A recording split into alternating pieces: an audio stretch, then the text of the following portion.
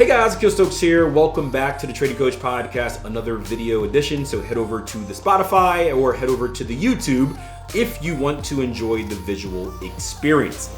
Now, in a previous podcast, a few episodes ago, we talked about trading computers and how many monitors you actually need as a trader to put yourself in a position to perform at your absolute best. We've gotten a really good response off of that podcast as well, so I'm glad you guys enjoyed it. And during that podcast, I made a comment, I guess you can say, that caught a lot of attention. Not for negative reasons this time, right? I'm not getting canceled yet.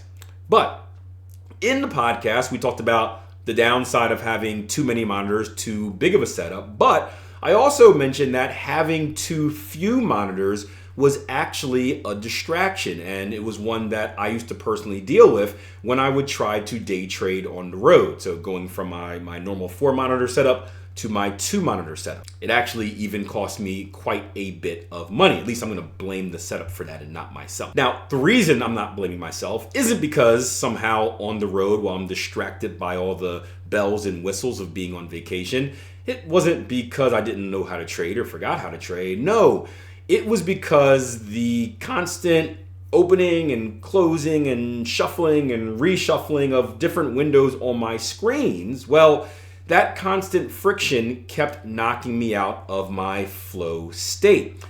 And that's where the questions came from. Akil, what exactly is this flow state that you speak of? Well, that's what we're going to talk about today. All right, flow state. Flow state is essentially, it's kind of like this unique mental state of like effortless engagement, like being in the zone. Some of the characteristics of it are kind of high levels of positive emotion, high levels of creativity, and this sense of accomplishment from whatever the task is that you're doing. Again, being in the zone. There's actually a good book, Mark Douglas, a classic book that I can't find probably. Trading in the Zone. Hold on, I love doing these book things here. Haha, right in front of me. Oh gosh. Trading in the Zone, again from the no cover age. This is a book that I think almost every single trader recommends you read. Great book on trading psychology. However, I do think you need to get started with trading before you read this book. Reading this book before you start trading is going to give you lots of insight, but you probably won't take it seriously because you're like, oh, I would never do that. That's not me. But after you've been through the torture chamber that is trading as a noob, you start to realize that trading is a lot harder than you think. You start to realize that these psychological battles do matter. And then when you read this book, you'll start to realize that this is me. I do this. I should stop doing this. Here's how I can stop doing this. And it hits a little bit different. Let's hide it here right under the random cup that I put up on top of my book stack.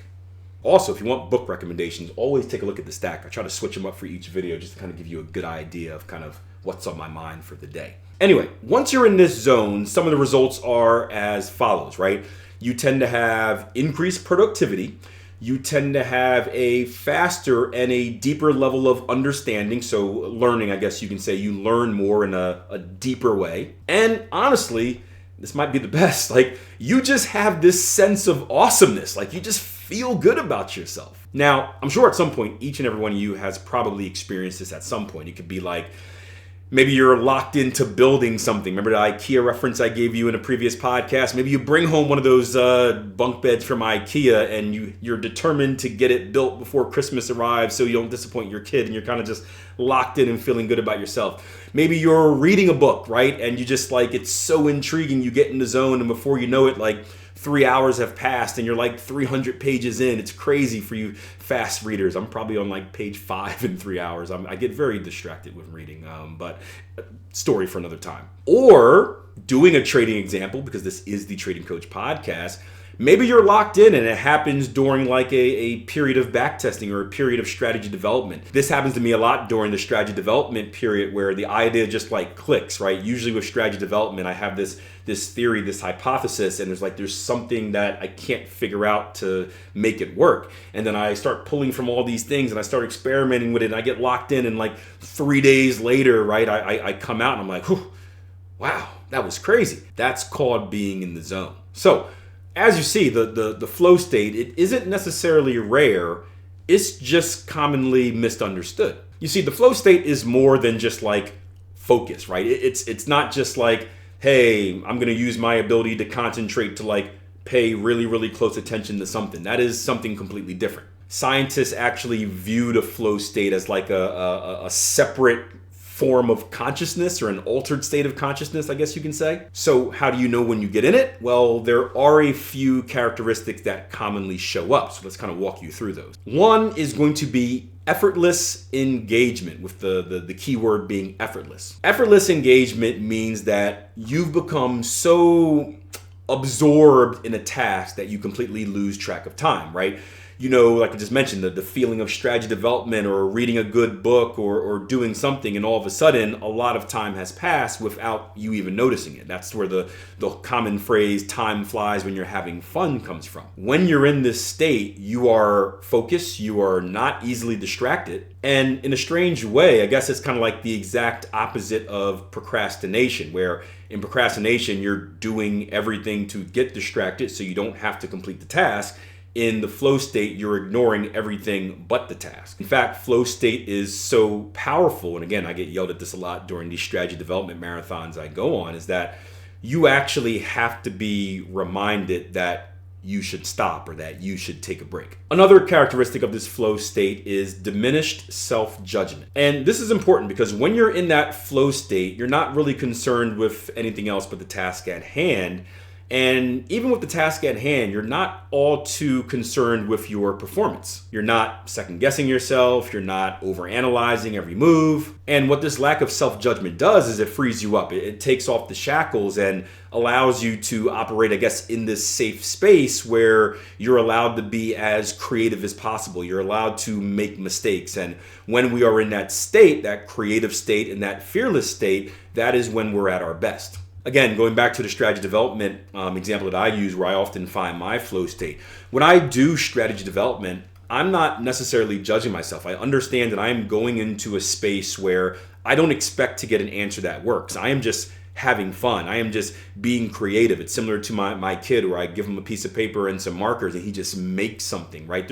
There's no rules. So I'm taking ADXs and I'm taking MACDs and I'm changing the settings and I'm adding Bollinger Bands and I'm going to different time frames. I'm just playing around with stuff and seeing what happens. It's like an effortless dance. And while we're in this effortless dance, we can actually see changes in our brain's activity. There have been a lot of studies done on flow state, even by some of the athletes that I've coached in the past. I remember one of my athletes actually did a study on it where they were scanning a brain, and during this flow state, they just saw all the neural activity just kind of like take off. So I don't know really how to explain it, but if you imagine like a scan of your brain and the neural activity being like the electric connections that are being made in your brain, it pretty much looked like a fireworks show where they were dormant or kind of normal and sporadic, and then it was pow, pow, pow, pow, pow, pow, pow, pow, pow, pow, pow, kind of like popcorn popping in the microwave at its peak point. And essentially what that means in dumb people terms is that during this flow state, different areas of the brain were all active and they were all working together and at the same time, and that's what helps you achieve that peak performance. So with that being said, we know what flow state is, we know the characteristics of it. Here's the hard part. How do we actually achieve it? Can we actually manufacture it? Because it's one thing to be like, this is a cool state, I'm really, really awesome and productive and efficient in this state and all these cool results happen. But if you don't know how to get into that state, then what's the point of that state? And this is where things get interesting. So scientists are still debating this, and the verdict is still out on it, I guess. But it's really hard to purposely enter flow state. It's one of those things that you enter it when you enter it, right? If that makes sense. It's kind of like I tell our traders on the chart all the time, where it's like, whenever I'm in a Q&A and I get like, Akil, can you show us an example of, an ascending triangle? Like, I cannot find an example of an ascending triangle to save my life because I'm so focused on looking for an ascending triangle that it becomes hard to find. However, if I were just perusing charts on my own, I'd probably find like 20 ascending triangles, right? It's one of those things where the harder you look for it, the harder it hides. So most people that enter this flow state, they tend to get there kind of when they're just doing tasks that are intrinsically motivating, like purposeful, meaningful, enjoyment-full. Yeah. So they find it when they're doing simple tasks like doing a hobby that they love, or doing a task that just feels rewarding, or studying a topic that you're actually interested in, or even doing a chore because they know the satisfying feeling that comes when you clean the room while the kids are gone, despite it getting dirty the second they come back in the house. It's still weirdly satisfying. The point is, you don't really find this flow state in things that you have to do.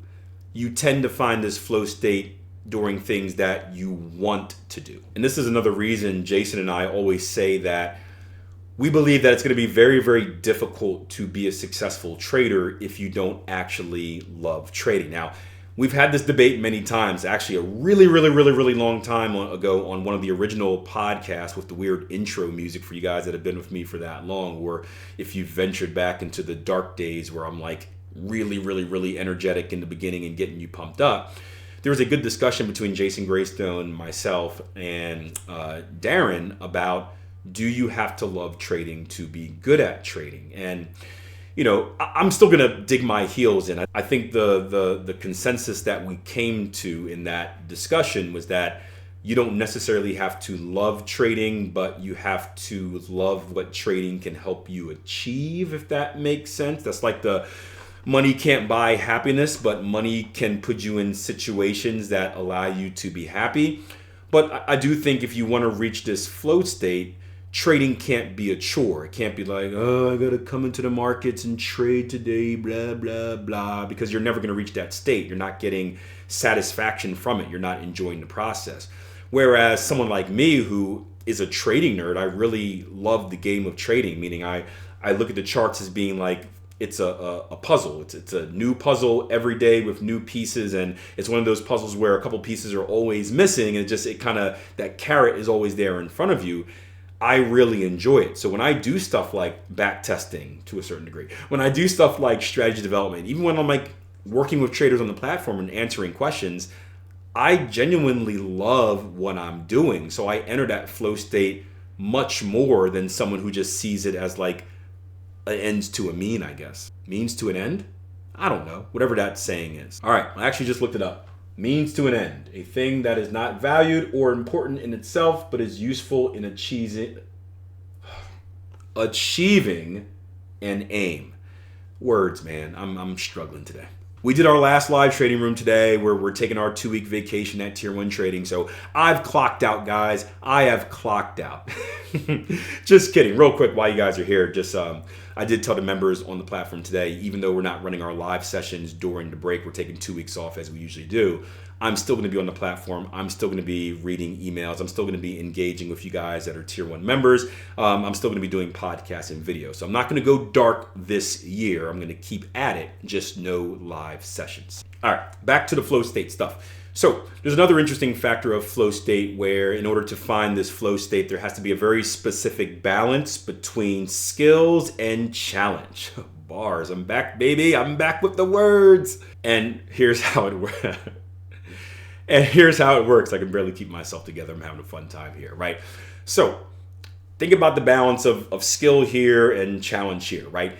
If the task is too easy, right, you get bored and you get distracted, right? If the task is too hard, you get frustrated, you get depressed, and you want to quit. So flow happens kind of right in the middle where the challenge slightly stretches your ability, so kind of pushes you to go a little bit outside your comfort zone, but not enough where it overwhelms you. Another thing that helps with flow state is having clear goals. Although we are not purposely entering this state and we're not forcing ourselves into this state because we'll never get there if we try to get there, studies show that flow state is achieved more when the activity has a clear goal. So again, if we're going to backtesting or strategy development, although I'm not saying I have to do this, I have to do this, I have to do this, in the back of my mind, I know that, hey, I want to develop a strategy that works, or I want to find an indicator that I can use as my filter or my exit indicator.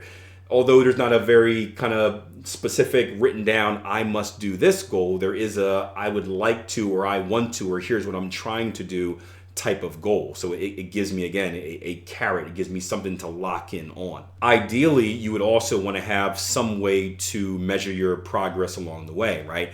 Imagine like a video game. I used to do this all the time when I was little. I would, play these different games, and I would like be in my room, and all of a sudden it's like 5 hours later and I'm still gaming because I was in this flow state. I was playing this game. I was trying to achieve the task of completing this game. And every time I beat a level or get to a checkpoint, I get this, I get that. It was giving me like these progress checkpoints. And that was kind of like validation that I was doing the right thing, and it just kept me pushing on and on and on. Now, trading specific, if we're doing back testing or strategy development, that validation could be, the results that you get. Maybe I do find that exit indicator that I'm looking for. Maybe you finish up a month of testing and you achieve like a good result, or you fix whatever you wanted to fix. Or sometimes we can try to manufacture the goal where it's like, hey, after I do 3 months of back testing, I'm going to give myself a prize of some sort. Whatever it is, or however you do it, what's important is that you need to know that you're working towards something, and you need to be able to determine if you're getting closer towards that something, so progressing.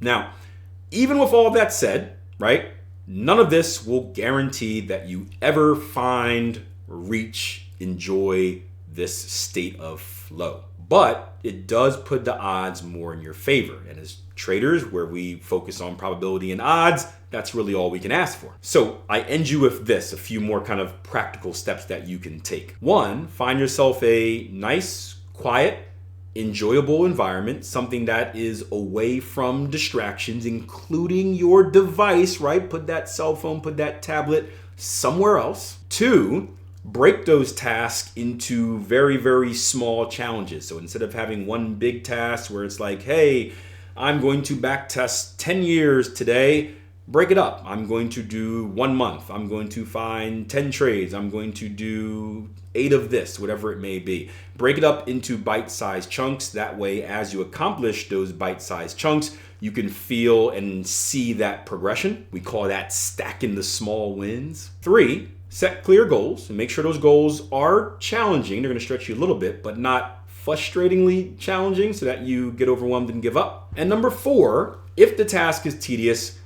give yourself a little bit of a challenge. I actually do this with, we did a podcast in the past. It's called the Pomodoro technique. It's a good listen for you guys that want to be more productive and efficient. But the Pomodoro technique is essentially this. It is kind of a focusedness measure where I use a website, but you can have like a normal timer if you want. Pretty much you can set it up however you want, but the basic default version is this. You set your timer for 25 minutes. You do 25 minutes of focused work. You take a small break, 5 minutes, where you're allowed to get distracted and do whatever you want. You set another timer for 25 minutes where you do 25 minutes of focused work. And then either you set another 5-minute break or you give yourself like a big 15-minute break.